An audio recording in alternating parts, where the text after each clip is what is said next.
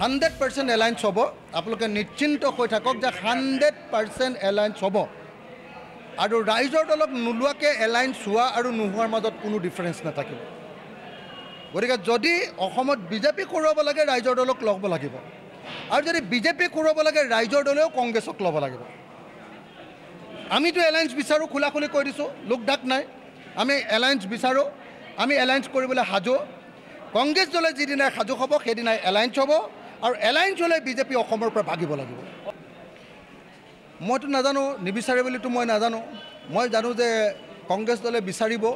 বিচাৰিছে আৰু বিচাৰিব লাগিব মানে সঁচাকৈ মই একদম খোলাখুলিকৈ কোৱা মানুহ আপোনালোকে জানে মই নিজে আন্দোলন কৰি অহা মানুহ 6 জনগোষ্ঠীৰ লিডাৰ যিবিলাক আছে সেই লিডাৰবিলাকে যিদিনাৰ পৰা হিমন্ত বিশ্ব শৰ্মা আৰু পীযুষ হাজৰিকাৰ পৰা পইচা লোৱা বন্ধ কৰিব